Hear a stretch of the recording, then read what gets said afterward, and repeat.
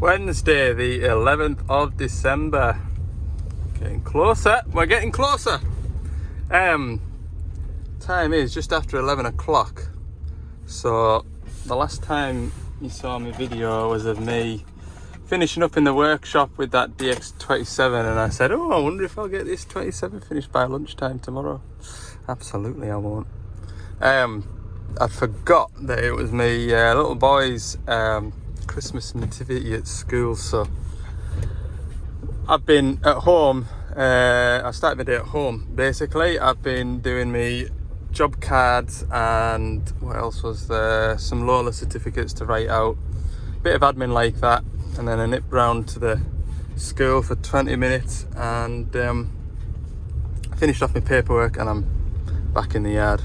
So today 27, I'm going to do the 27, get that done. We are going to get that done. That's the plan anyway. Hopefully we'll see this tree shearing doodah working. My buckets for my DX10, they're also on the way down, so fingers crossed. We'll get on well with this 27. We'll have the DX10 PDI, but we'll just have to see. We'll just have to see. Right, I'm going to reverse into this shed here, and we'll get a start. Bloody hell. I didn't realise I was that close. Made myself an obstacle course now. Okay, where were we up to? Oh, that's right, I'm going to attach that wire in to this wire in here that I fed through last night. Feed it into there. Wire up 2 relays, nice and neat. And then we'll be able to test it, won't we? Yeah, there's no reason why we can't. Alright, I've got wiring fed up into here. So I need 1, 2, 3, 4. Well, 1, 2, 3 out of 4 wires out of this. Join it up to here.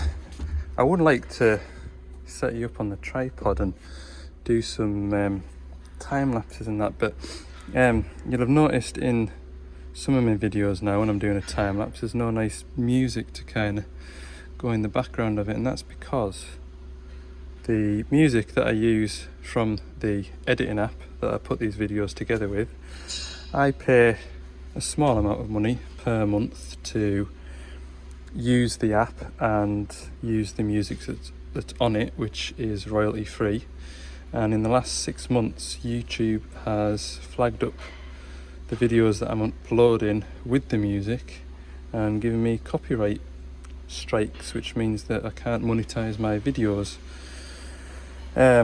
which defeats the object really, because the YouTube videos pays for my time creating them for you. So I need to combat that problem over Christmas when I've got time and I'm not editing videos. I'm going to look into either a new editing app or find out how to add music in without getting copyright strikes all the time. So I've also got something coming at Christmas time, hopefully, if Santa's found my Christmas list, and in the new year we might have some nice shots.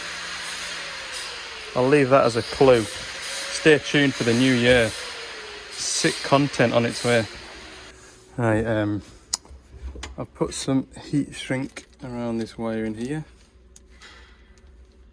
Now, what I was going to do was use a couple of butt connectors, heat shrink butt connectors.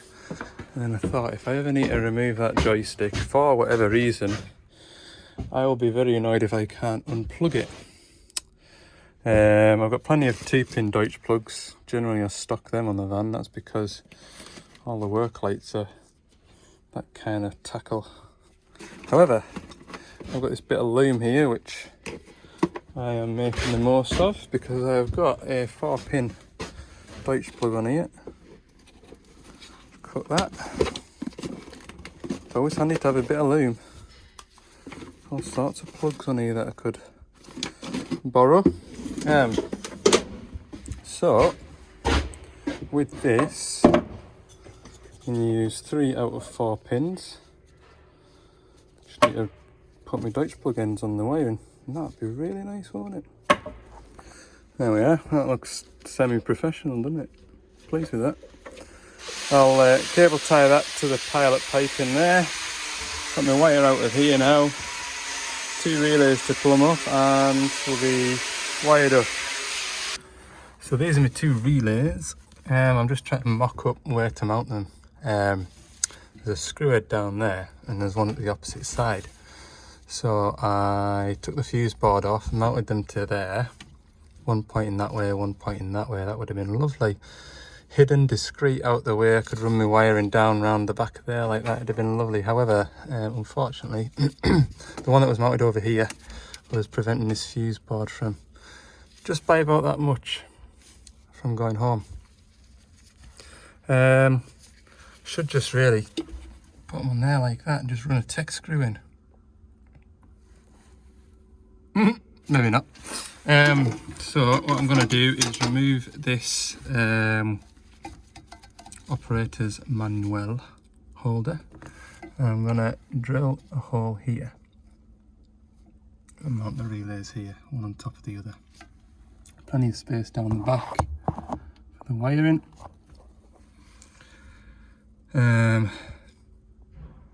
So yeah, that's what I'm going to do. We'll have the wiring run along this pipe in here and then come down there.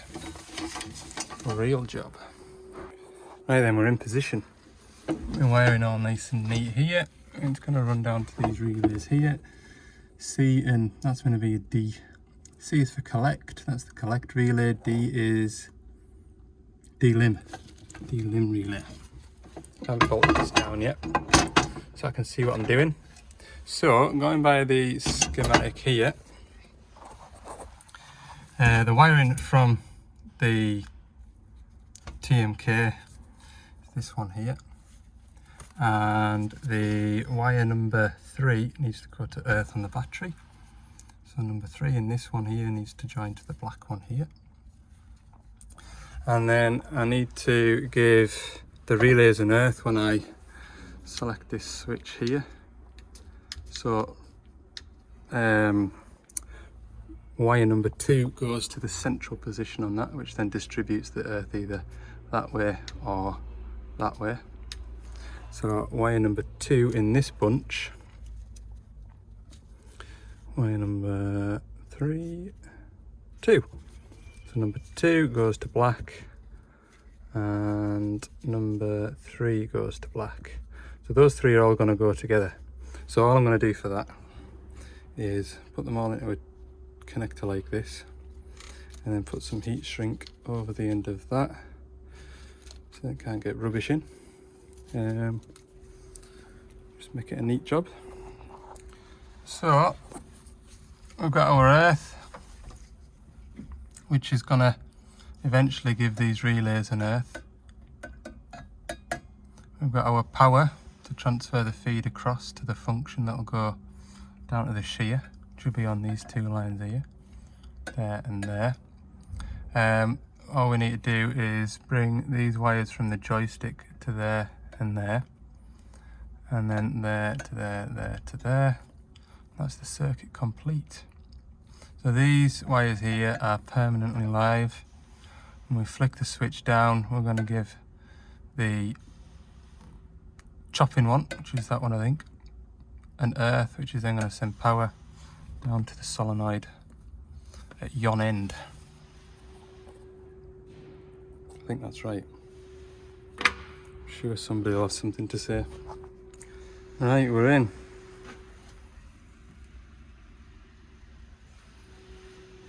Let's see what happens. Well, the theory's right, it works.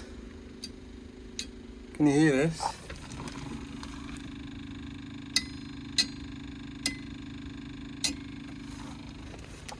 That clicking noise makes the relays go click click.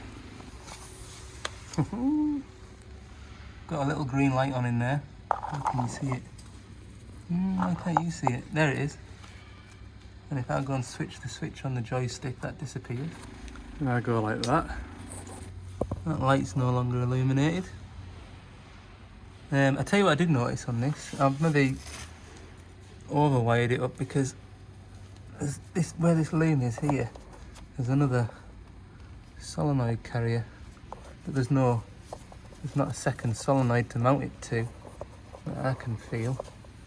So I'm not sure what this is going to do when I start it up. Let's try it.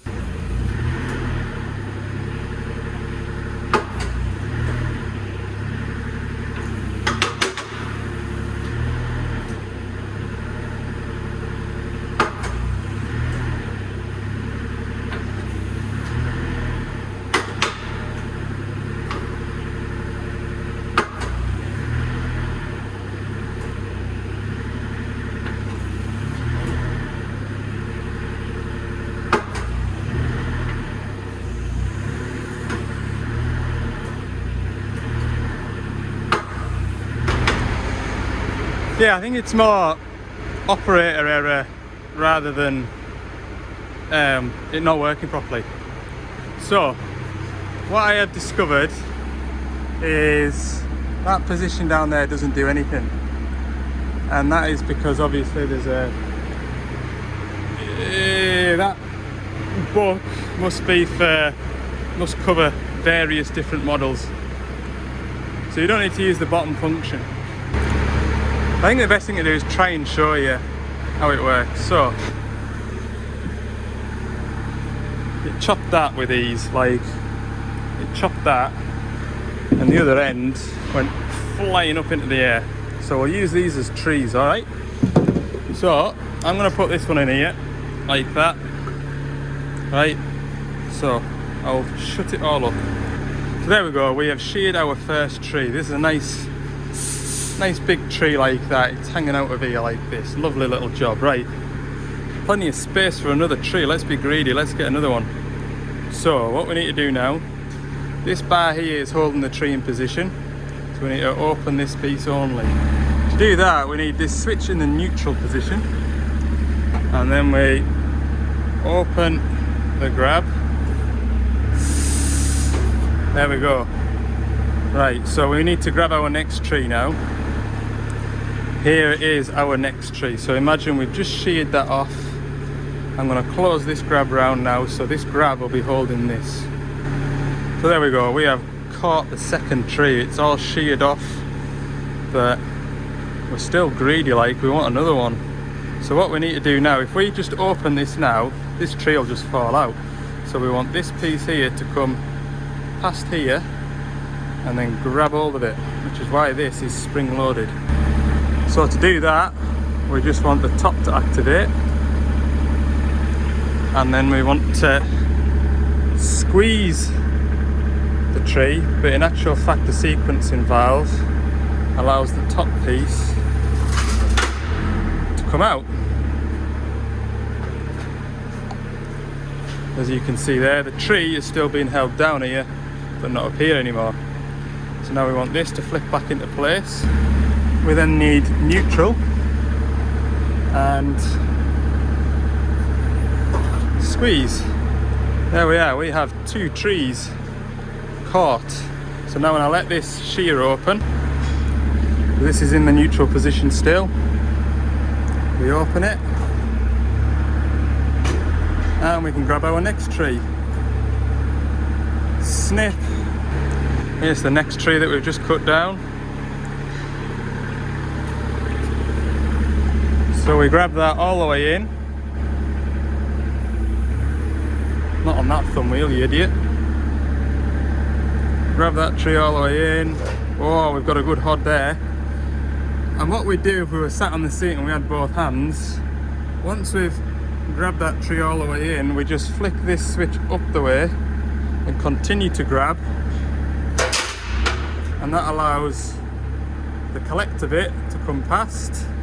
Flick this switch down to neutral and collect the second bit, and then reopen our shear.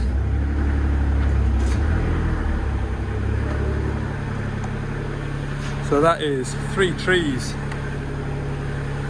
caught. Hopefully now people understand the purpose of this. The job of this machine is going to be cutting lengths of willow, presumably It won't be big thick stuff,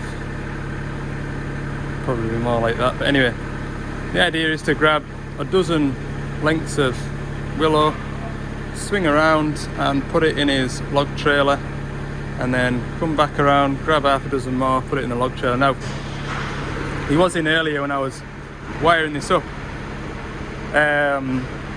It's all sort of testing the water, so to speak, with regards to the weight of the machine. We may, or somebody may be, it's going to go out, do a bit of work, and there'll be teething problems that need ironed out, and the chances are that tow bar there won't be on there for long. We'll get a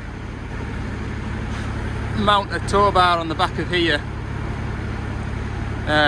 big bit of box section or something, put the tow bar onto here at the back of the machine, so when he's swinging round to grab the willow in front of him, you can pop the blade down to give him a bit more stability.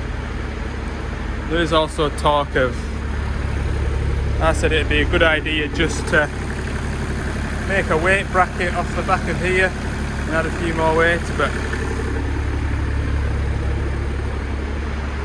that's it. We're up and running. Very happy with that. Okie dokes. Alright, it's 10 to 3, I'm gonna have some lunch. Oh dear, once I get my teeth into something, you know. Oh dear, goodness me, Alan. How's it taking you so long to wire up a couple of relays? Well, just has. Just everything has to be neat and tidy. You have to do a good job of these things. Okay, the first job, let's get the now then. Was it working the right way around on the thumb wheel? Better just check that, because this pipe's going to have to be slightly longer for this side because it's coming around and under. We want this pipe here to be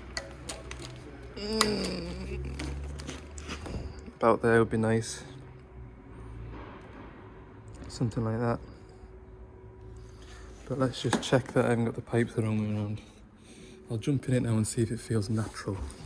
Yeah, I want these pipes the other way around, so this one wants to go onto this side. So, yeah, basically, as they're sat there, that wants to go onto the right hand side of the beam, that wants to be on the left hand side. They're both the same fittings, so I'll be quite happy just to pull them both off once I've got the correct lengths. Right, Starsman's gone away to get the pipes shortened for us. That gives me time to shorten this wiring up. Problem with oil pipes, isn't it? No matter how hard you try, you get oil scattering everywhere. So we want this wire with a bit of length left on it to go up to here. Something like that with a bit of length on it. There we go. Factory finish. Put some orange cable ties in there because Devlon. That'll go on there now. Click. It's all on there. What I'm gonna do when I get the hoses back is I'm gonna wrap the spiral wrap around the hose and this wire to here, and then the wire and the hose is separate. So I'm gonna go now and get 1, 2, 3, 4, 5, 6 flat face couplings. Okay, we are done.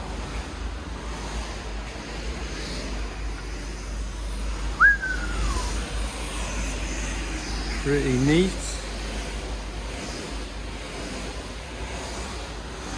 Really happy with this. Really happy. All the cabs back together. Lovely little job. So I'm going to truck it outside to where the wash is. You see, can you? Give it a rinse down. It is after 5 o'clock now, but it is what it is, isn't it? done. I'm finished. Give this a rinse off, and then I need to load up for tomorrow. And I'm going for a rally around the countryside tomorrow, which will make a nice change. The only other job that I've got left to do that involves me being at the workshop is a little DX10 PDI, which will be the equivalent of hopefully just an hour's work. We shall see. But yeah, it's nice to get this job out the way. I have enjoyed it. If it was daylight, there's a stack of timber up the yard. I'm sure nobody would mind if we go and chop some logs up for 5 minutes, but I just want to get organised for tomorrow now. There we go, ready for a day's work, not that you can see an awful lot. Right, back into the black. I'm going to go and load up for a 4,000 hour service tomorrow, which, you might as well look at my face. Oh! Hydraulic oil, all the filters, all the oils. That job is right the way at the far end of my patch. So there'll be a good bit of driving tomorrow, and that's all I've really got booked in. I am going right past the road end for where that temperature sensor is on that Bobcat E85, so we'll go and do that. Whether I do it in the morning or the afternoon, I'd probably want it out of the way, so then when I finish at the end of the day it's just a straight shot home. But just in case something else goes wrong with it, might leave it till I'm on the way home. And then if it isn't just a sensor, then I can stay with it until however long it takes. See you in the next one.